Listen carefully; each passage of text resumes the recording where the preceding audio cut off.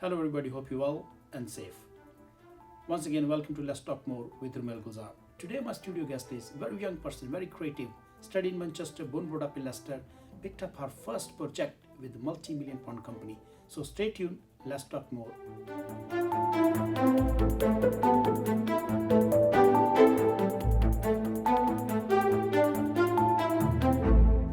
Ameerah, welcome to Let's Talk More.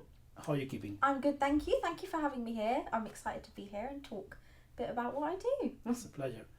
So let's talk more about your journey. Yeah. Just tell us a bit about yourself. Okay, well, firstly, I'm 22, well, nearly 23, kind of lost a year in COVID.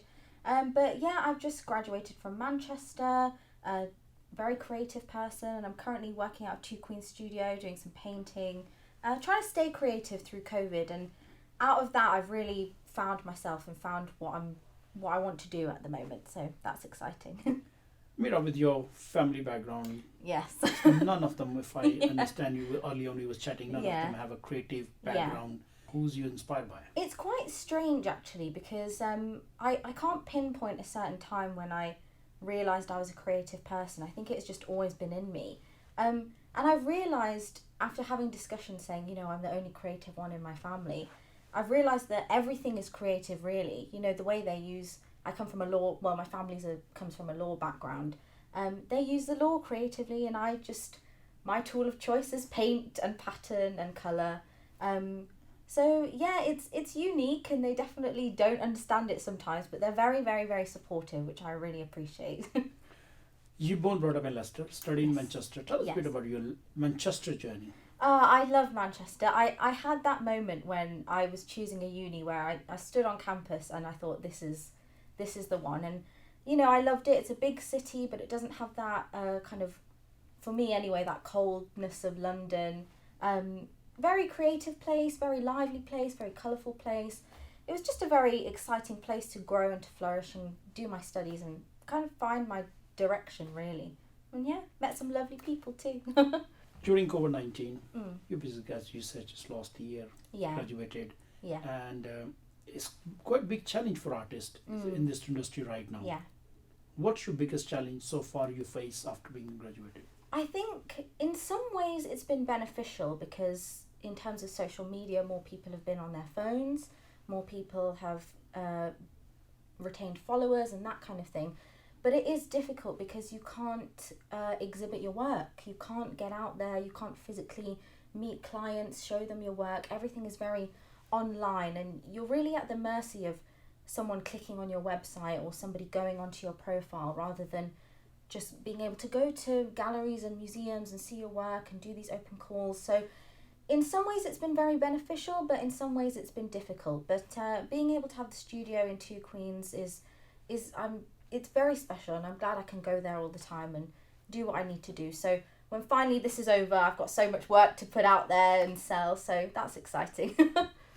Earlier you touched base on mental health. Being an artist, you need to be very active, very inspiring, very all-time fruitful thoughts, Yeah. During COVID-19, everybody been affected, low or high mental health. It's affected you.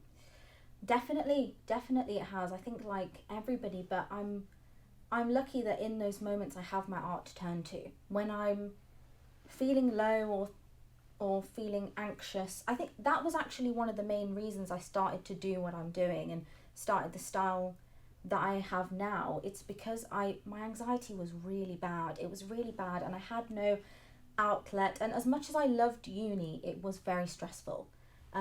Producing so much work with a really small time scale. So I realised, what do I find solace in? And it was in nature, but it wasn't just looking and being there. I really had to focus on what was around me. I had to pay attention to, the leaves moving in the wind and the birds and the flow of water. And it's nowadays how people talk about mindfulness in that way, where you really, in that moment, paying attention to those things around you. And it's those things that inspire me and make me do my paintings. As we'll see soon, the compositions of my paintings are really inspired by scenes in nature and harmony, and how all these elements there's so many chaotic elements, but they all go together. And it's a journey. It's as soon as I feel anxious or sad or low, I channel that and remember all those things. And that's something I really want my clients and people who have my paintings to feel as well. That's why I want it in the home so badly. It's not about selling work and making money. Obviously, I want to be able to live doing this, but it's about that reminder that in this day and age, you need that reminder when you are feeling anxious, when you are feeling low, you need some mindfulness, and it's just there to serve as a beautiful reminder, basically. So yeah. Before we're going to talk about, you pick up this very good contract with a multi-million-pound company. So being a creative, some artists think they go more creative in the evening or lunchtime or the morning. What's your time zone is? I'm a morning person, 100%. I like my evenings to relax. Whenever I'm on holiday with my friends, I'm always the first one up and ready to go, and they're saying, "What are you doing?"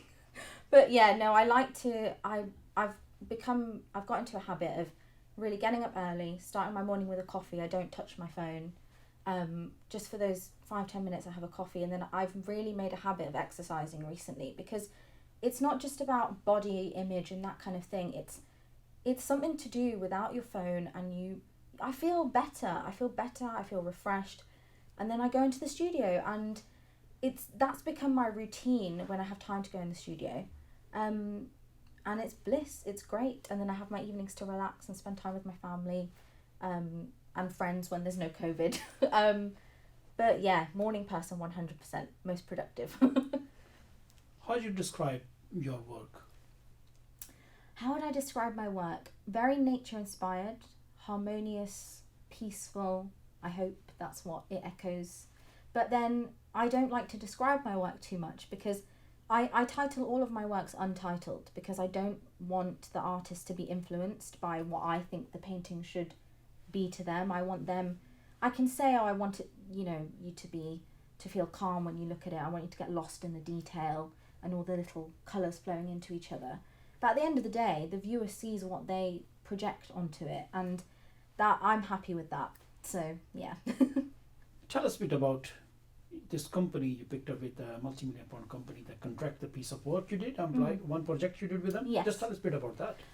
It was really exciting, actually, and it was a massive challenge. It was straight after I'd finished uni, actually, and I had to finish uni from home because of COVID. So it was, I don't want to say a low point, but it was definitely not the most exhilarating point of my year. And then I got this email just saying, I'm really interested in your work. How would you like to do a large scale piece for a lobby piece? And honestly, I feel that it feels like a stroke of luck, but obviously they liked what I was doing at the same time. So it's a bit of both. It was definitely difficult. It was a challenge because I was a new artist. I was just coming out of uni. I really didn't have any idea what I was doing. So every time I'd go back to the painting, I'd paint over it and I'd do something different.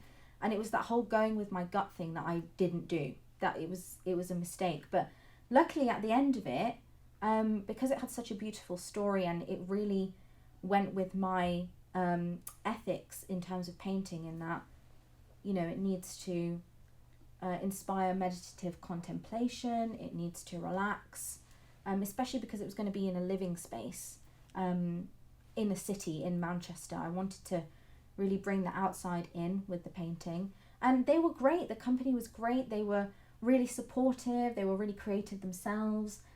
So they were lovely people to work with, and I think hopefully we're going to be working again in the future at some point. So that's exciting. What's the company called? 10 Architecture is what they're called, and they're based in London, but they do projects across the country. So it was quite exciting that they were doing one in Manchester, because it was nice to go back and install that work there after I'd had to move out because of COVID. How you feel your work being displayed in a large company in London, now in Manchester? Yeah. It was a proud moment. It was one of those moments where I knew I'd made mistakes during making it, in terms of maybe I didn't love parts of it, but that happens, with artworks. I feel like it's very rare that you go, wow, I just love what I did. You're always your own worst critic. But it was a massive learning experience.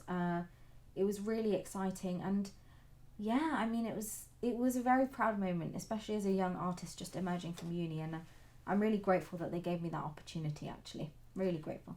You think there is a lot of potential for, especially in time right now, every businesses are panicking for the growth or the sales down or enough business. You think there is enough work for artists? I believe so, yes. I think for a really long time, artist work has been really undervalued, and it's one of those things where if you don't value the arts, then maybe you should go home and not watch TV. You shouldn't look at your phone. You shouldn't read magazines. You shouldn't do any of these things. You shouldn't be able to enjoy these things if you don't value the arts. I think art in every way needs to be implemented. For example, this chair, someone designed this chair, someone designed my shoes, you know. And it's disheartening when sometimes people don't see how involved that is. In every facet of their life, there's something creative going on.